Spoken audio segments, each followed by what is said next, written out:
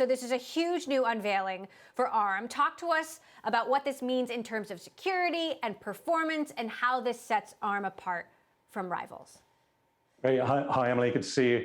The unveiling of this new architecture really is a big moment for us, and it's really exciting for us as well because it's the fruits of many years of labor. Lots of research has gone on into this. And we do a major update to the architecture about once every 10 years, and that may seem like a really long time, but it's really important that there's consistency in the architecture. That is the underlying model that software developers rely on. It's the underlying definition that controls how software runs, how software interacts with the system. And given that we have hundreds of licensees producing chips and millions of developers, it's really important that there's consistency across those devices so that you get compatibility and you get the reuse out of as much code as possible. So as we look forward to the future, this next decade of computing, there are some things that really stand out to us. One is security. The last year has shown just how incredibly dependent we are on digital devices, digital services, and we think that's only going to increase in the future. And the other is the ability to process all the data that's flowing around in the networks. So the ability to run AI algorithms in the most effective and efficient way possible is really important. And these are two major vectors that we've invested in creating this new variant of our architecture. Now, you are increasingly taking on Intel, which dominates some of the markets you are now hoping to enter. What new markets does this take ARM into, and when will we see this new technology showing up in our devices? Well, this architecture is really designed to span across the entire range of devices that might have a microprocessor in them. So wherever computing is going to happen, we believe that there's the needs for greater security because of all of the data that's flowing around and greater ability to process that data. So V9 will span across the smallest sensors through devices that sit in the network, up into the cloud and sit in servers that run in the cloud, and all the way up to supercomputers as well. So this is an architecture that's designed to span that entire spectrum of computing. Now, I wonder if chip-level security is really the way forward and will really keep us safe. That's what everyone thought would be the point of chip-level security, and then we saw a string of attacks. Is it enough? Well, I think one thing we've learned is that security is an ever-changing task. It's something that we've always got to be investing in. And for me, I think security will come from features that are in the hardware, the underlying architecture, coupled with software that's written to take advantage of those features. And that's why, as we've been developing V9, we've been engaging with the software community, thinking about how secure systems are built.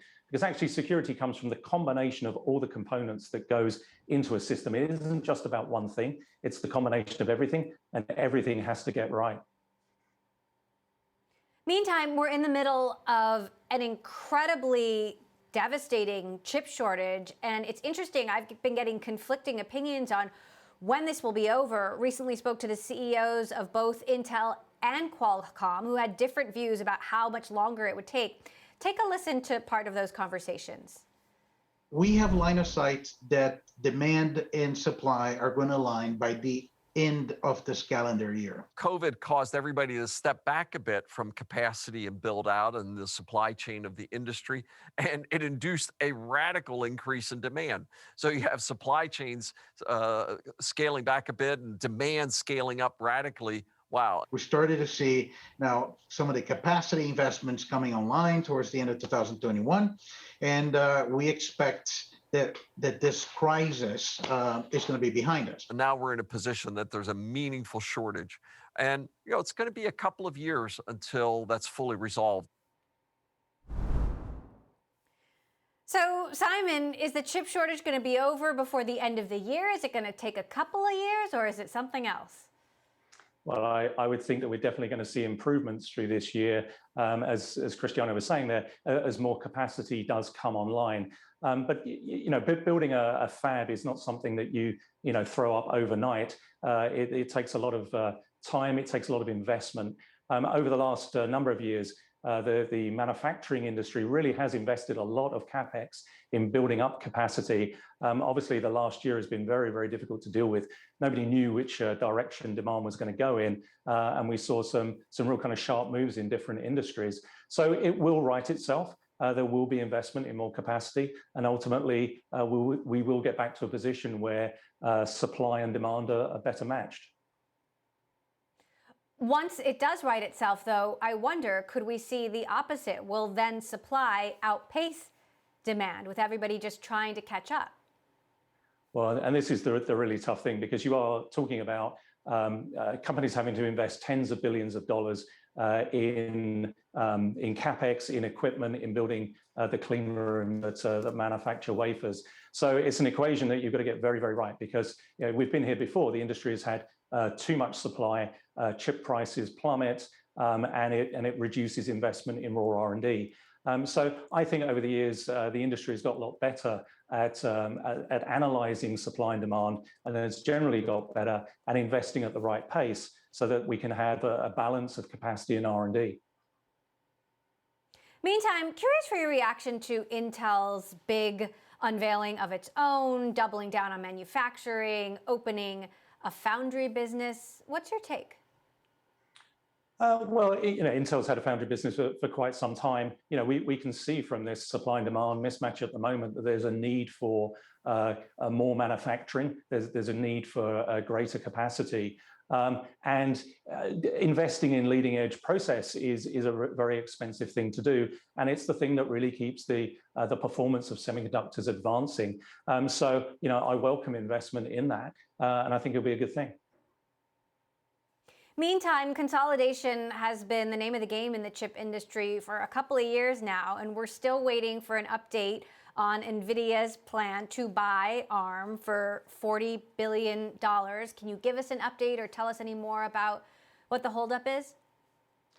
Well, I wouldn't say there was a holdup. When we announced the deal in September, we said it would take about 18 months. We remain confident about that timeline. We are working through with regulators all over the world to make sure that they understand the nature of what we do, how we sit in the supply chain, and how this deal will ultimately support competition in the end markets. We think this is going to be a great thing. It's going to give us the ability to invest more aggressively in our roadmaps and provide that technology, as we've been both very vocal about doing, to any semiconductor company in the world that wants to build chips based around our technology. So we think this will be a good thing. It just takes a long time to work through these transactions.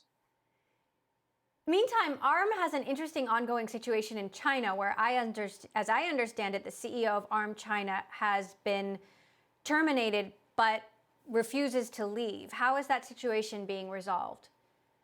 Yeah, we are going through a leadership change in China, and we've talked about this before. It's taking time to resolve. It's hard, nobody can travel there at the moment, but we are confident that that's going to get resolved. And meanwhile, our business in China is remaining very strong. Many licensees are adopting new technology from us. So the business day to day is continuing well. And we're confident that this situation will get resolved.